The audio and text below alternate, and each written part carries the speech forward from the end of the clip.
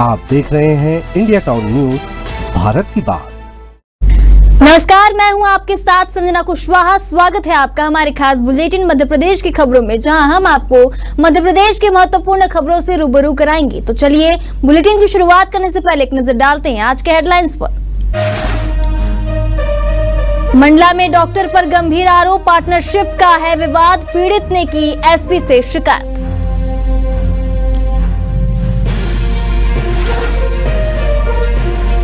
बड़वानी में सुरक्षा का नया आयाम, नगर में लगे हाईटेक कैमरे, अपराधियों का बचना मुश्किल।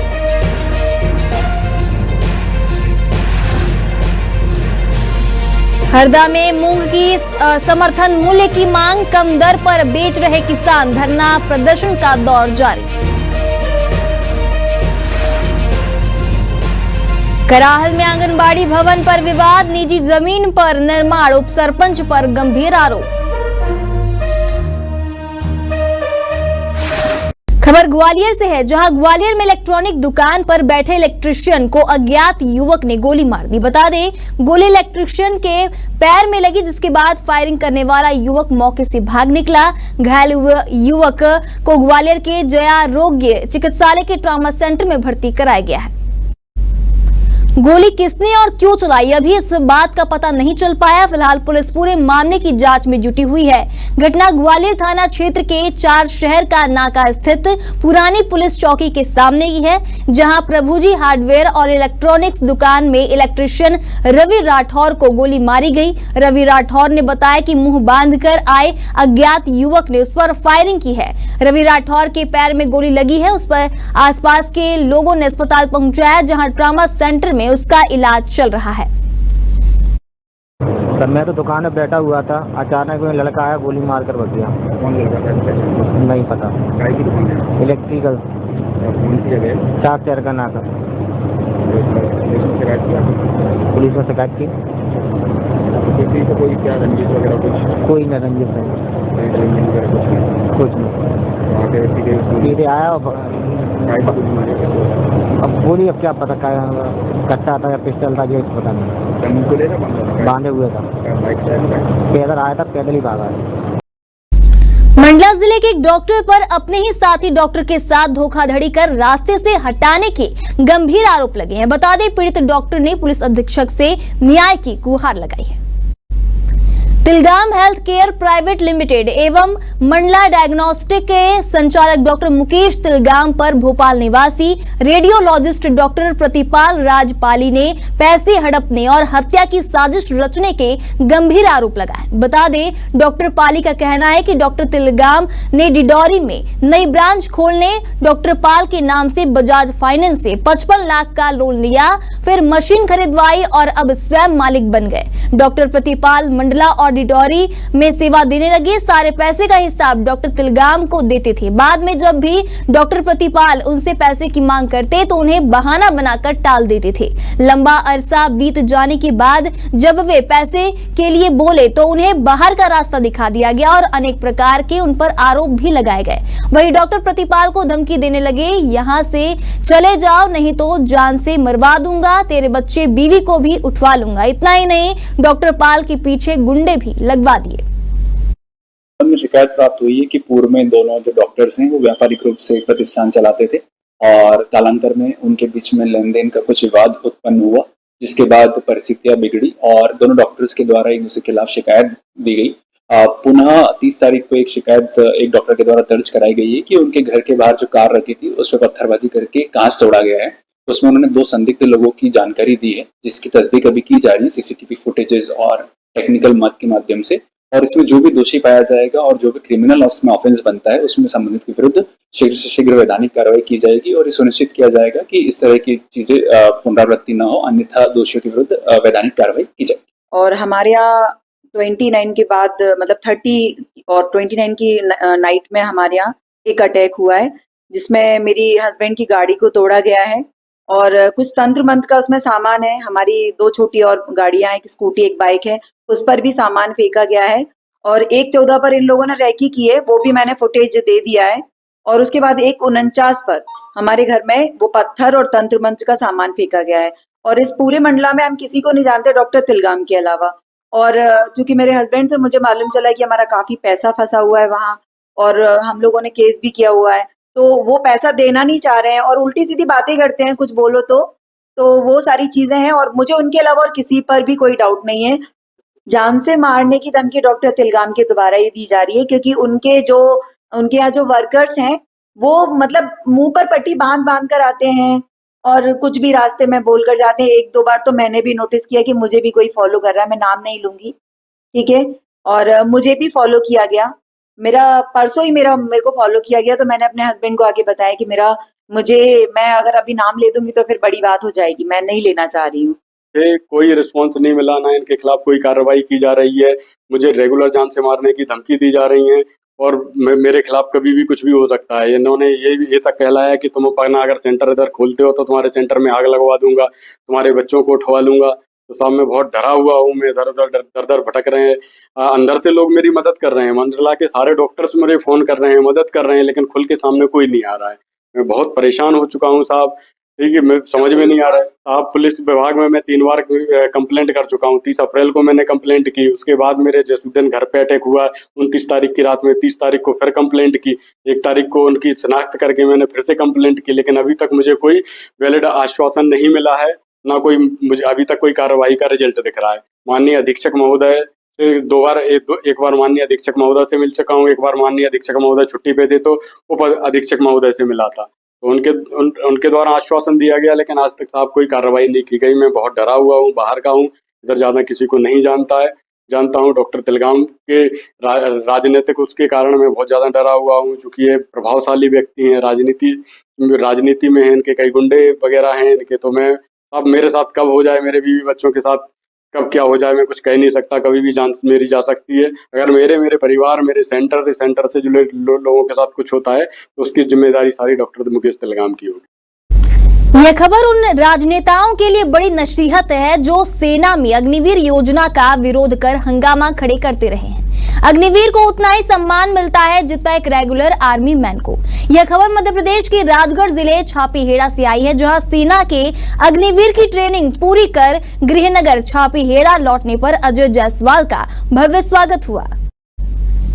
शनिवार को अग्निवीर अजय जायसवाल का छापीहेड़ा नगर आगमन होने पर नगर की जनता एवं गणमान्य नागरिकों ने स्वागत किया। बाबा रामदेव भंडारे में बाबा रामदेव की पूजा अर्चना के बाद अजय का फूलमाला तिलक एवं डीजे ढोल के साथ स्वागत जुलूस निकाला गया, जो अजय जायसवाल के घर तक पहुंचा।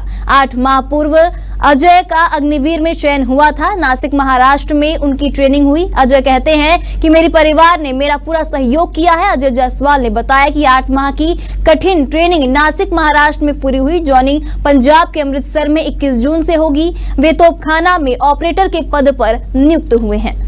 विदिशा जिले में मानसून के दौरान तेज बारिश और बाढ़ के हालात बनने पर फंसे लोगों को सुरक्षित निकालने के लिए होमगार्ड और एसडीआरएफ के जवानों को प्रशिक्षित किया जा रहा था। वहीं ट्रेनिंग के बीच बांग्ला घाट पर राहत एवं बचाव कार्य का मॉक ड्रिल किया गया। मॉक ड्रिल के दौरान एडीएम अनिल डामोर, एएसपी प्रशांत चौबे, सीएसपी अतुल सिंह, होमगार्ड सेनानी मयंक जैन, प्लाटून कमांडर रश्मि दुबे और विभिन्न विभागों के अधिकारी कर्मचारी मौजूद रहे। यहां बारिश और बाढ़ में फंसे लोगों को बचाने का अभ्यास किया गया।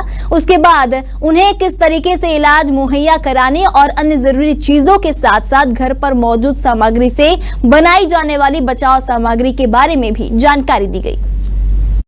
किया गया था, जिसमें हमारे जितने भी बाढ़ तैयारी के संबंध में जितने भी जिले में उपकरण है उपकरणों की आज टेस्टिंग की गई है और कुछ इंसिडेंट क्रिएट किए गए थे ताकि बचाव कार्य भी किया जा सके। और हमारे जो एसडीआरएफ और डीआरएफ की टीम ने एक अच्छा काम किया है, इस मॉक ड्रिल को संपन्न कराया।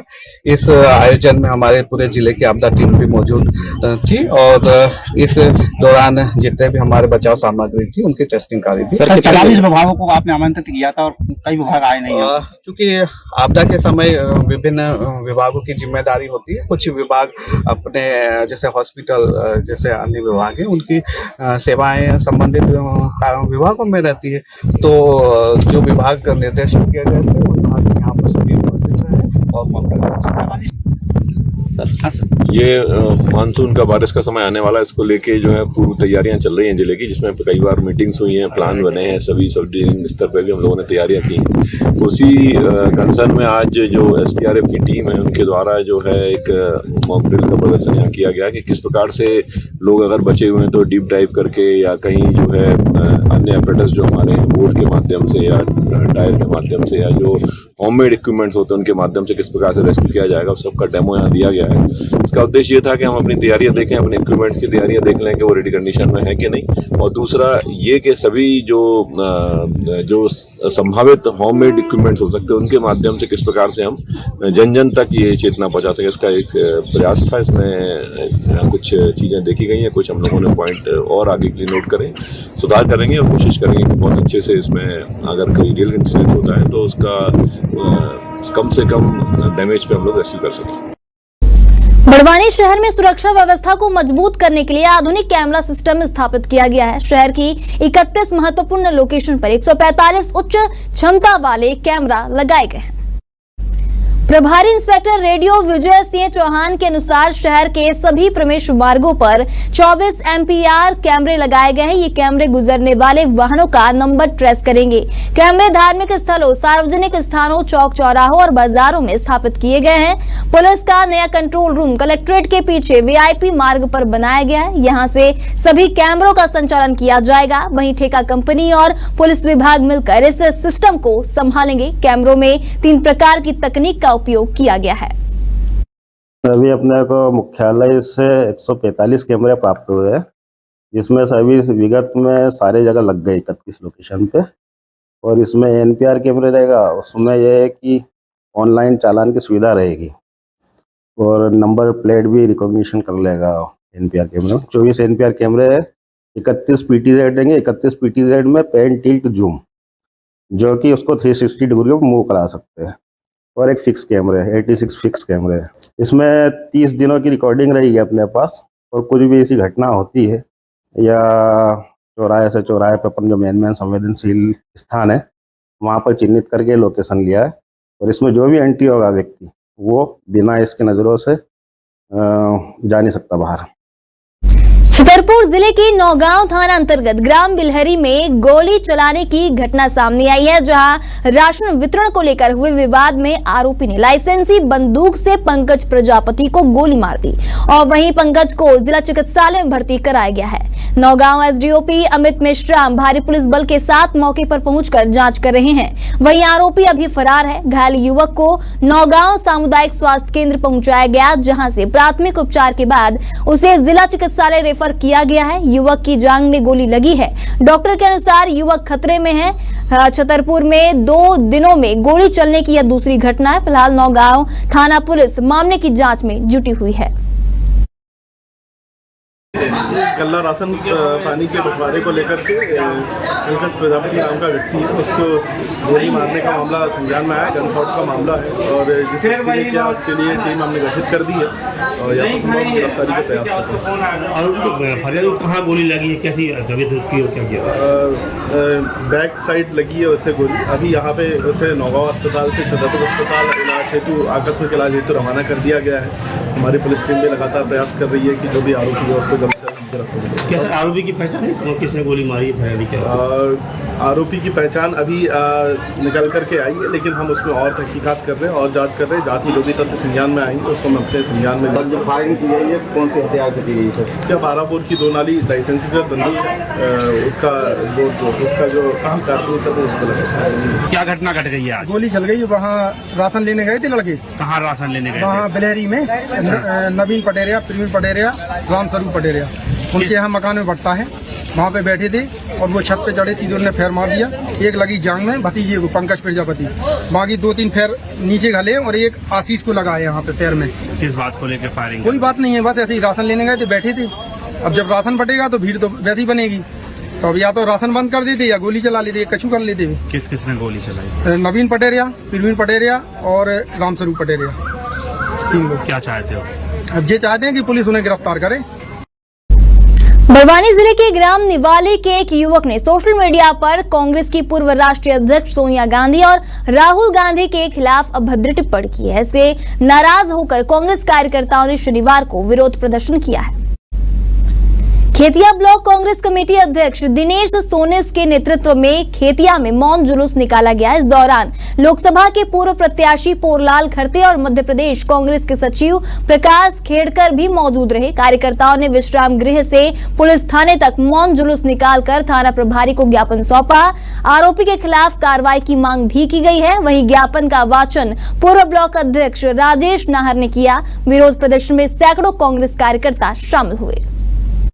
आज हम खेतिया ब्लॉक के नेतृत्व में खेतिया पुलिस थाने पर ज्ञापन देने आए हैं, क्योंकि कल की घटना है।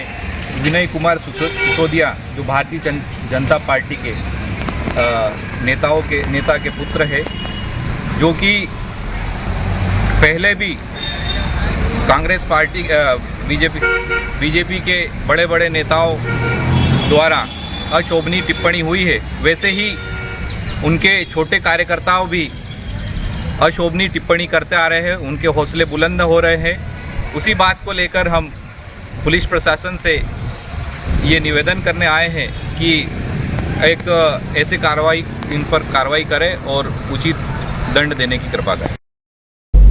समर्थन मूल्य पर मूंग खरीदी ना होने से हरदा जिले के एक किसान परेशान है। बता दें, प्रदेश सरकार द्वारा अभी तक समर्थन मूल्य पर मूंग की खरीदी शुरू नहीं करने से किसान लगातार धरना प्रदर्शन कर रहे हैं। किसान कमलेश पटेल ने बताया कि खरपतवार व कीटनाशक दवाएं छिड़काव करने के बाद भी फसल की स्थिति बेहद खराब है। फसल में अगर पेस्टिसाइड्स का उपयोग नहीं करेंगे तो उपज कैसे होगी।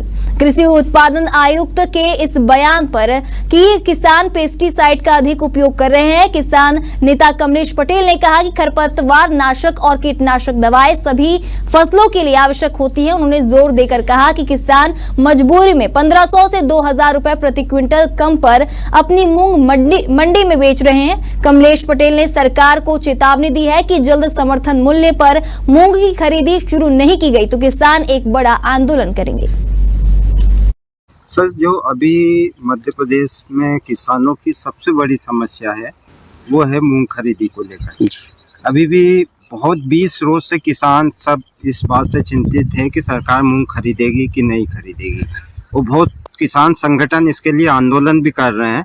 और कल परसों में एक कृषि जो अधिकारी हैं सरकार के, उनका एक वीडियो आया है कि इस बार सरकार मूंग नहीं खरीदेगी और उन्होंने कारण बताया है बीडी पेस्टिसाइड जो उपयोग करते हैं। अब ये मूंग की स्थिति है, आप देखिए, इसमें जो फर्टिलाइजर की दवाई देते हैं उसके बाद भी ये स्थिति है। और यदि मूंग जहरीला है तो इसी खेत में गेहूं बुआते हैं, फिर ये रोटी खाते हैं, फिर गेहूं जहरीला नहीं है।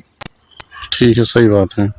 और आज किसानों की कोई माई बाप नहीं है, किसानों का कोई भी। आज जो नहर में हमने नहर छोड़ने के लिए पहले बात की थी कि नहर जल्दी छोड़ दीजिए, आज डैम में इतना क्यूसेक पानी है कि 15 दिन और नहर चल सकती थी। और आज जो ये किसानों की मूंग की स्थिति है, आज हरे मूंग में किसान दवाई डाल रहे हैं और काट रहे हैं क्योंकि बारिश आने वाली है। अभी क्या भाव चल रहा है? अभी 6200-6300 के लगभग चल रहा है। किसानों को कितना नुकसान हो रहा है? बहुत आधा नुकसान हो रहा है। और जैसे जैसे आवक बढ़ेगी, जो लागत लगाई है कुछ भी किसानों को इसमें नहीं मिलेगा। और ये सरकार भूल रही है। पहले भी सोयाबीन के समय आंदोलन किया था। नसुल्लागंज के 5000 ट्रैक्टर भूल रही है, किसानों को भूल रही है। अभी किसान खेत में है, अपना काम कर रहे हैं। यदि सरकार 2-4 दिन में मूंग खरीदी का फैसला नहीं करती है तो एक बहुत बड़ा आंदोलन करेंगे। कोई एक जगह लेंगे जिसमें शायद है कि खातेगांव वो जगह लें जिसमें हरदा के, नसुल्लागंज के, खातेगांव के सभी ट्रैक्टर और किसान भाइयों को बुलाएंगे हम। और 9 तारीख को अभी मीटिंग है खातेगांव के किसान नेताओं की भी, उसमें सभी संगठन जा रहे हैं। जो भी फैसला होगा वो करेंगे। जिले में कितने प्रतिशत मूंग बोए गए हैं? जिले में आधा रकबा है सर, आधा रकबा। यदि नहर पहले छूटती तो ये सारी फसल कट जाती। अभी तक किसानों क्या मांग करते सरकार से? भी सरकार से यही मांग है कि 2-4 दिन में खरीदी का फैसला करे सरकार, मूंग खरीदी करे। श्योपुर जिले की कराहल जनपद अंतर्गत ग्राम पंचायत खिरखिरी में बन रहे आंगनबाड़ी भवन को लेकर विवाद की स्थिति निर्मित हो गई। बता दें, भाजपा नेता ध्यानेंद्र मुदगल जिस जमीन पर भवन बना रहे हैं उसे अपनी जमीन बताया है। मुदगल ने कहा कि हाईकोर्ट के आदेश के बाद भी जनपद सीओ राकेश शर्मा ने आंगनबाड़ी भवन निर्माण पर रोक नहीं लगाई है। जिस भूमि पर आंगनबाड़ी भवन बनाया जा रहा है उस भूमि का अभी तक आवंटन भी नहीं किया गया है। बिना परमिशन के भवन का निर्माण कार्य कराया जा रहा है। भाजपा नेता ने कहा कि जनपद सीओ राकेश शर्मा जिला सीओ अतेंद्र सिंह गुर्जर का संरक्षण उप सरपंच को है। जिस भूमि पर भवन बनाया जा रहा है उस भूमि पर भाजपा नेता ध्यानेंद्र मुदगल ने अपना दावा किया है। क्या है ये पूरा मामला? कराहल क्षेत्र की आज की तारीख में ये स्थिति है कि खिरखिरी ग्राम पंचायत का उप सरपंच ने अपने सरपंच को तो पीछे रख ही रखा है, उसके साथ साथ आप देखोगे कि कराहल जनपद की ये स्थिति हो रही है कि माननीय उच्च न्यायालय के आदेश का भी इतना भ्रष्टाचार में मद में चूर हो रहे हैं उप सरपंच और जनपद सीओ कि उन्होंने उल्लंघन की उच्च न्यायालय के आदेश को बिल्कुल ताक पर रख दिया है। उच्च न्यायालय ने बाकी एक आंगनबाड़ी भवन निर्माण पर आवंटन के लिए एक आदेश किया है, जिसको आज दिनांक तक बिना आवंटन किए हुए उप सरपंच अपनी मन मर्जी से उस भवन का निर्माण कार्य कर रहा है और उसमें पूर्ण रूप से जिला पंचायत सीओ से लेकर जनपद सीओ तक बिल्कुल उसमें अपना बिल्कुल उप सरपंच को संरक्षण दे रहे हैं ताकि उनको मोटी रकम मिल रही है। और उस मोटी रकम में इतने मद में चूर हो गए वो सब इन तीनों लोग कि इन्होंने माननीय उच्च न्यायालय को भी कुछ नहीं समझ रहे हैं। आज की हमारे क्षेत्र की ये बहुत दयनीय स्थिति हो रही है। भाई साहब, एक बात और जानना चाहेंगे आपसे, ये आंगनबाड़ी का मामला क्या है? ये आंगनबाड़ी का मामला ये है कि बिना किसी आवंटन के किए हुए ये आंगनबाड़ी भवन को बना रहे हैं और एक बेवा महिला की जमीन में जबरदस्ती उप सरपंच अपने चुनावी रंजिशों को लेके बना रहा है। उसके लिए भगवती देवी मुदगल ने माननीय उच्च न्यायालय के शरण में जाकर अपनी गुहार लगाई थी। उस पर माननीय उच्च न्यायालय ने जनपद सीओ को ये आदेशित किया था कि आंगनबाड़ी भवन का निर्माण कार्य आवंटन प्रक्रिया कर पूर्ण किया जाए। उसके लिए 10/1/25 को ये स्टे माननीय उच्च न्यायालय ने भगवती देवी को दिया था। ये कार्य रुक भी गया था। उसके बाद अब पुनः बिना किसी आवंटन किए ये निर्माण कार्य वहाँ का उप सरपंच अपनी तानाशाही में कर रहा है। उसके बाद भी आप देखोगे कि जब भगवती देवी ने जनपद सीओ से बात की तो जनपद सीओ का कहना था कि मैं कल की दिनांक 4/6/2025 से ये कार्य प्रारंभ हुआ। 5/6/25 को जनपद सीओ के द्वारा बोला गया था कि आज शाम तक मैं अपना आवंटन का आदेश दूंगा या मैं कार्य रुकवा दूंगा, लेकिन आज दिनांक तक ना तो वो आदेशित दिया गया और आज तो एक नई कहानी, एक जिम्मेदार अधिकारी बिल्कुल एक गैर जिम्मेदाराना हरकत कर रहा है कि अपना मोबाइल बंद कर रहा है और अपने सवालों का जवाब नहीं दे रहा है, ना वो आवंटन का आदेश दे रहा है। तो ये मेरे क्षेत्र की बड़ी दयनीय स्थिति है और इसके लिए जितने भी सफेद पोश का जो संरक्षण मिल रहा है वो आने वाले टाइम में ये क्षेत्र चुनावी टाइम में इन सफेद पोशों को जवाब देगा और इसके लिए बिल्कुल तैयार रहे ये सब लोग। क्यों भाई साहब, इस आंगनबाड़ी का भवन के निर्माण का कार्य रुकवाने में मुख्य जवाबदेही किसकी बनती है और हाईकोर्ट के द्वारा आदेश किसे दिया गया है? हाईकोर्ट ने आदेश दिया है जनपद सीओ कराहल को, और जनपद सीओ से बड़ा आज की तारीख में उप सरपंच ग्राम पंचायत खिरखिरी का हो गया। ये एक बड़ी हास्यास्पद बात हो रही है कि जनपद सीओ की बात नहीं मान रहा है एक उप सरपंच। ये एक बड़ी हास्यास्पद बात है और इसको देखने की मतलब ये तो एक बड़ी विचारणीय बात है। क्या वैसे जनपद सीओ खुद रुचि नहीं ले रहे या कि उप सरपंच अपनी मनमर्जी से कर रहा है? नहीं, इसमें कहीं ना कहीं पूरी एक श्रृंखला है भ्रष्टाचारियों की और मैं तो इस भ्रष्टाचारियों की कहानी मानता हूँ। जिला पंचायत सीओ से लेकर जनपद सीओ से लेकर आपका ये उप सरपंच, यानी ये सब लोग मिले हुए। खिरखिरी ग्राम पंचायत की ये इतनी बड़ी दयनीय स्थिति है कि अगर आप वहाँ पर सरपंच के हस्ताक्षरों को भी अगर क्या बोलेंगे आपको उनको वेरीफाई कराया जाए तो वो भी मैच नहीं खाएंगे, क्योंकि सारे सिग्नेचर ही सरपंच के सिग्नेचर उप सरपंच कर रहा है। हमारे खास बुलेटिन मध्य प्रदेश की खबरों में फिलहाल इतना ही। तमाम खबरों के लिए बने रहिए इंडिया टाउन न्यूज के साथ। नमस्कार। आप देख रहे हैं इंडिया टाउन न्यूज, भारत की बात।